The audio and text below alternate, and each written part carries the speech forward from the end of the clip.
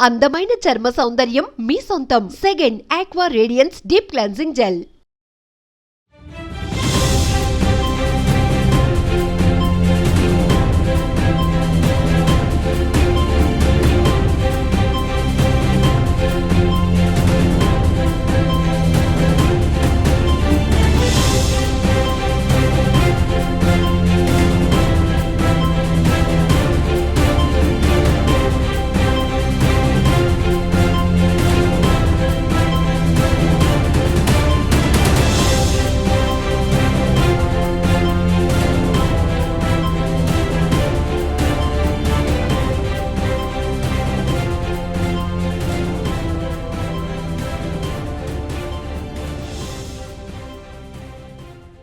కొంతమంది ఆకతాయిల వెర్రి చేష్టల వల్ల పోలీసులు పరుగులు పెట్టాల్సి వస్తోంది. ప్రజలు భయంతో వణికిపోతున్నారు. ఆల్రెడీ ఉదయమే విజయవాడ బీసెంట్ రోడ్లో బాంబు ఉంది అని చెప్పి ఒక అగంతకుడు విజయవాడ కంట్రోల్ రూమ్కి ఫోన్ చేసి పోలీసులకు చెప్పడంతో అక్కడ పోలీసులు హుటాహుటిన పరుగులు పెట్టి డాగ్ స్క్వాడ్తో ముమ్మర తనిఖీలు చేశారు. ఆ తర్వాత అలాంటి పరిస్థితులు ఏమీ లేవని తెలిసినాక అంతా ఊపిరి పీల్చుకున్నారు. ఇది జరిగి కొద్ది గంటలు కూడా గడవక ముందే విశాఖపట్నానికి సంబంధించి ముంబై విశాఖ ఎల్టీటీ ఎక్స్ప్రెస్కు బాంబు బెదిరింపు కాల్ ఒకటి ప్రతి ఒక్కరిని పరుగులు పెట్టించింది. జీఆర్పీ పోలీసులు, టాస్క్ ఫోర్స్, అలాగే జనరల్ పోలీసులు కూడా సంయుక్తంగా డాగ్ స్క్వాడ్తో సిద్ధమయ్యారు. ముంబై నుంచి వస్తున్నటువంటి ఎల్టీటీ ఎక్స్ప్రెస్లో బాంబు ఉందని చెప్పి ఒక అగంతకుడు ఫోన్ చేసి చెప్పడంతో ఇమ్మీడియట్గా విశాఖ చేరుకున్న వెంటనే ట్రైన్లో అయితే ముమ్మరంగా తనిఖీలు చేయడం జరిగింది. అయితే S2లో డాగ్ స్క్వాడ్ ఒక అనుమానిత బ్యాగ్ని అయితే గుర్తించడం జరిగింది. ఆ బ్యాగ్ ఓపెన్ చేసినప్పుడు అందులో బట్టలు, సబ్బులు, ఒక వ్యక్తి యొక్క ఆధార్ కార్డు కూడా గుర్తించారు పోలీసులు. ఆ ఆధార్ కార్డు డీటెయిల్స్ చూస్తే యూపీకి చెందిన శ్రీరామ్ తివారీగా తెలుస్తుంది.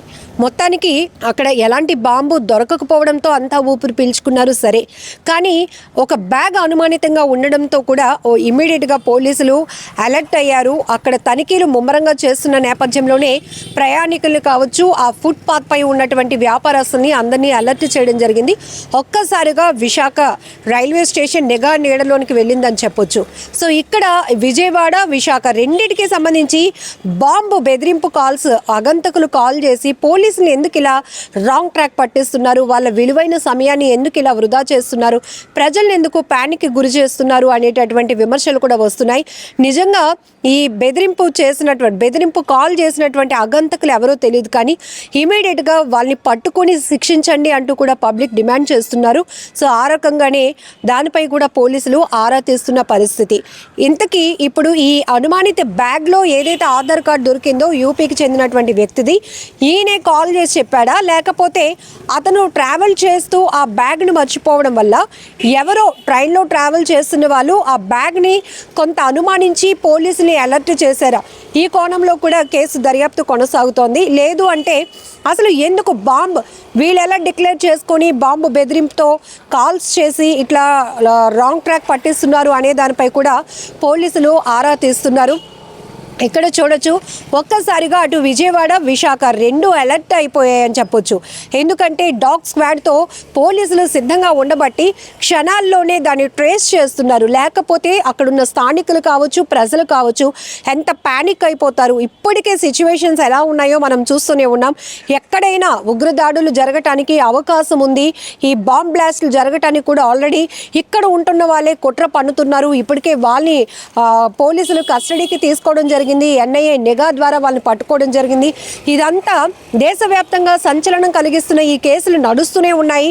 ఆల్రెడీ అక్కడ యూట్యూబర్ మల్హోత్రా కేసు కావచ్చు, ఇక్కడ విజయనగరం తెలంగాణకు సంబంధించిన సిరాజ్ సమీర్ని ఇద్దరిని కస్టడీలోనికి తీసుకొని వీళ్ళు ఇంకా ఎక్కడ బాంబ్ బ్లాస్టులు చేయడానికి పన్నాగం పన్నారు, ఎలాంటి కుట్రలకు ప్లాన్ చేశారు, ఇంకా ఎవరెవరు టీం మెంబర్స్ ఉన్నారు, వీటన్నింటిపైన కూడా కస్టడీకి తీసుకొని ఒకవైపు NIA కావచ్చు, కౌంటర్ ఇంటెలిజెన్స్ అధికారులు, అలాగే విజయనగరం 2 టౌన్ పోలీసులు వాళ్ళని కస్టడీలోనికి తీసుకొని విచారణ కొనసాగిస్తున్నారు. 7 రోజుల పాటు కూడా విజయనగరం జిల్లా ఫస్ట్ క్లాస్ మెజిస్ట్రేట్ కస్టడీకి ఇచ్చింది. ఇదంతా నడుస్తున్న కేసులు. ఇప్పుడు ఇంకొక వైపు ఒక్కసారిగా అగంతకులు ఎవరో పోలీసులకి కంట్రోల్ రూమ్లకి కాల్ చేసి అక్కడ బాంబు ఉంది, ఇక్కడ బాంబు ఉంది అని చెప్పి బెదిరించి అక్కడున్న స్థానికుల్ని పరుగులు పెట్టిస్తున్నారు. పోలీసులు కూడా ఎంత హడావిడిగా, ఎందుకంటే ఇక్కడ ఉన్న సిచ్యువేషన్ అలాంటిది. వాళ్ళు క్షణాల్లో అలర్ట్ కాకపోతే కనుక చాలా పెద్ద ప్రమాదాలు జరగడానికి అవకాశం ఉంటుంది. కాబట్టి ఉదయం విజయవాడలో కూడా అంతే, బీసెంట్ రోడ్లో బాంబ్ స్క్వాడ్ అక్కడికి చేరుకొని అక్కడ ఎలాంటి అనుమానిత వస్తువులు కానీ బాంబ్స్ కానీ ఏవి దొరకకపోవడంతో అప్పుడు అంత రిలాక్స్ అయ్యారు, ఊపిరి పీల్చుకున్నారు. అప్పటి వరకు కూడా స్థానికంగా ఉన్న వ్యాపారస్తులేమి అందరూ షాప్స్ క్లోజ్ చేసేసి అక్కడి నుంచి వెళ్ళిపోవడం, స్థానికంగా ఆ రూట్లో ఎవరిని ప్రయాణించకుండా పోలీసులు బారికేడ్స్ పెట్టి అక్కడ స్టాపర్ బోర్డ్స్ పెట్టేసి ప్రజల్ని అలర్ట్ చేయటం, ఆ తర్వాత ముమ్మరంగా తనిఖీలు చేయటం, ఇదంతా ఒక టైం. ఇక్కడ వైజాగ్కి సంబంధించి ముంబై విశాఖ ఎల్టీటీ ఎక్స్ప్రెస్కి కూడా బాంబు బెదిరింపు కాల్ రావడంతో ఇక్కడ కూడా ఇంతే, టాస్క్ ఫోర్స్ కావచ్చు, జీఆర్పీ, అలానే లా అండ్ ఆర్డర్ పోలీసులు అందరూ ఏకకాలంలో ఒక టీమ్గా ఫామ్ అయి అలర్ట్ అయి డాగ్ స్క్వాడ్తో సహా స్టేషన్కు చేరుకొని అక్కడ కూడా అలాంటి పరిస్థితులు ఏమీ లేవు అన్న తర్వాత అంతా ఊపిరి పీల్చుకున్నారు.